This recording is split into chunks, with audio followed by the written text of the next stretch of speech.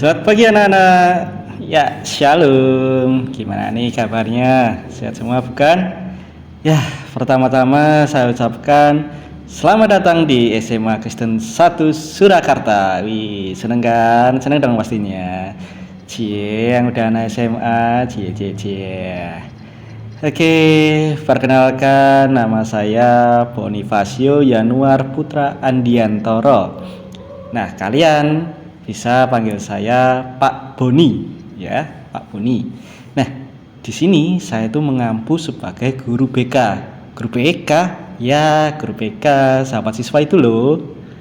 Oke, pada pertemuan kali ini, ya, ini kita mau kuliah umum nih. Wih, kuliah umum, cia, jadi kayak mahasiswa lah. Oke, lanjut.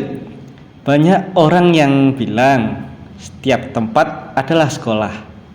Kita bisa belajar dimanapun, kapanpun, dan bagaimanapun.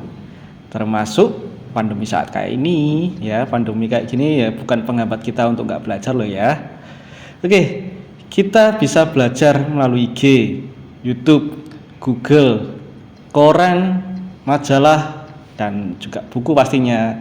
Kalian anak milenial ya kan, pasti belajarnya pakai Google ya kan. Buku jarang dipakai ya, buku tetap dipakai loh ya.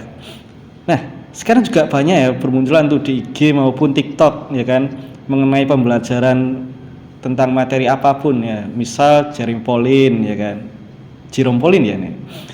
Nah, mungkin kamu udah sering melakukannya ya.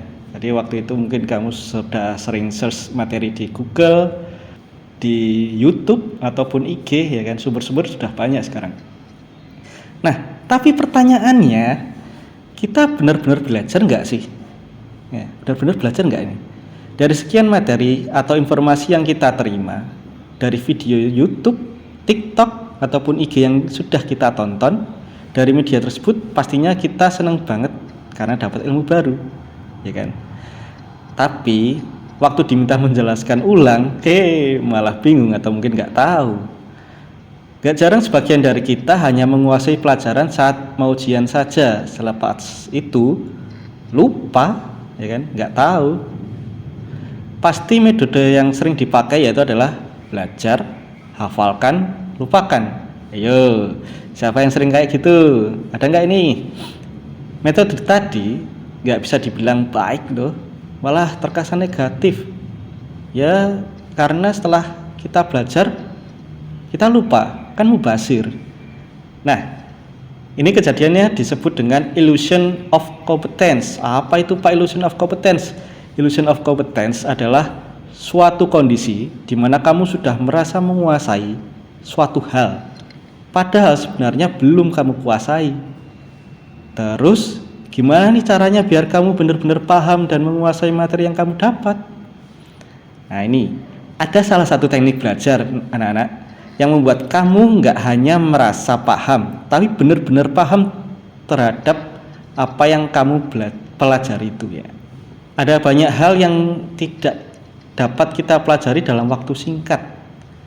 Hal ini terjadi karena otak kita tuh nggak bekerja seperti layaknya sebuah komputer yang semua langsung tersimpan aman di dalamnya.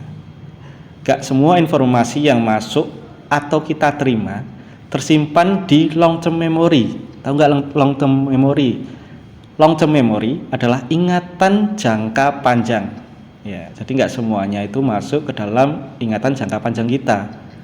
Informasi akan masuk melalui saringan-saringan, melalui short term memory, yaitu adalah ingatan jangka pendek, dan disaring lagi oleh working memory sampai akhirnya ke long term memory. Nah, supaya melekat terus dalam ingatan, sebuah informasi perlu terus-menerus diproses secara aktif. Supaya melekat dan akhirnya masuk ke long term memory, itu perlu ya diasah terus. Inilah kenapa kita lebih mudah mengingat lagu-lagu ataupun mungkin gosip-gosip yang kita terima, tapi kita mudah lupa mengingat pelajaran sekolah. Ya, karena kita lebih sering melatih memori tentang lagu-lagu itu. Pastinya kita sering menyanyikan lagu-lagu itu kan, apalagi lagu-lagu favoritmu. Coba deh, semisal materi pembelajaran seperti unsur kimia atau materi ekonomi, fisika, sering juga kita latih atau diskusikan ke teman-teman. Pastinya hasilnya akan berbeda daripada kamu hanya mempelajari saat kamu mau ulangan aja. Di sini saya mau mengajak kalian untuk dapat belajar aktif. Belajar aktif, ya belajar aktif.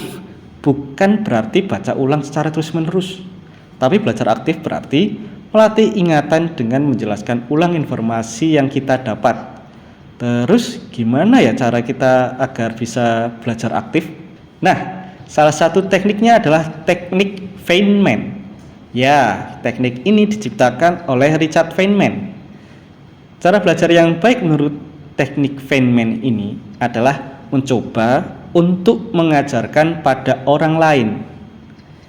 Ya, di sini kita mencoba untuk mengajarkan kepada orang lain hal yang telah kita pelajari.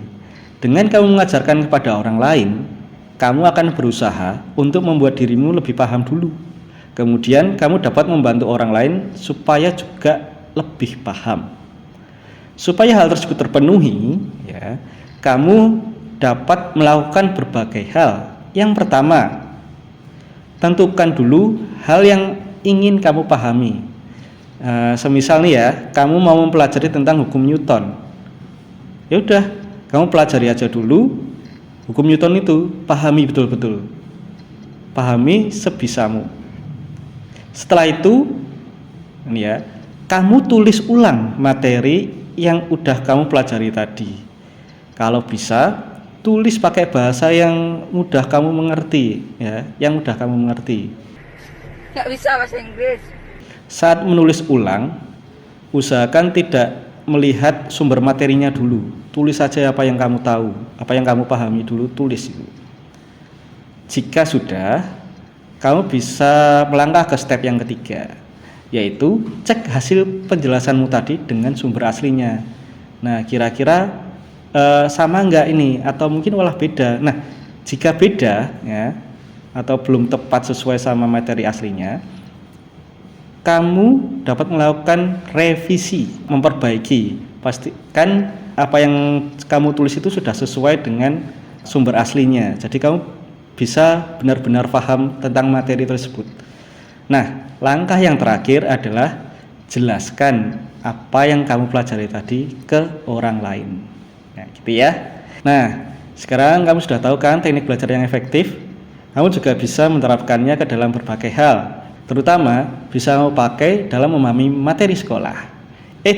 Kamu juga bisa nih, kamu pakai untuk membantu kamu mempelajari kehidupan. Wih, kehidupan berat banget Pak. Ya, mempelajari kehidupan, kan udah anak SMA. Misalnya apa nih? Ya, kehidupan dengan teman sebaya, mencari pasangan, overthinking, melatih percaya diri, melatih fokus, dan mungkin masih banyak lagi.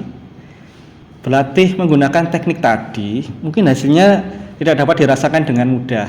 Ya, pelan-pelan aja. Kamu harus yakin untuk bisa melakukannya. Kalau kamu sering melatihnya, kamu bisa kok. Saya yakin kamu bisa. Ya, saya yakin kamu akan lebih berkembang dan lebih baik dari sebelumnya jika mencoba teknik tersebut. Jadi, nikmati aja prosesnya. Jika kamu masih menjumpai permasalahan, kamu juga bisa menceritakannya kepada saya, permasalahan apapun ya.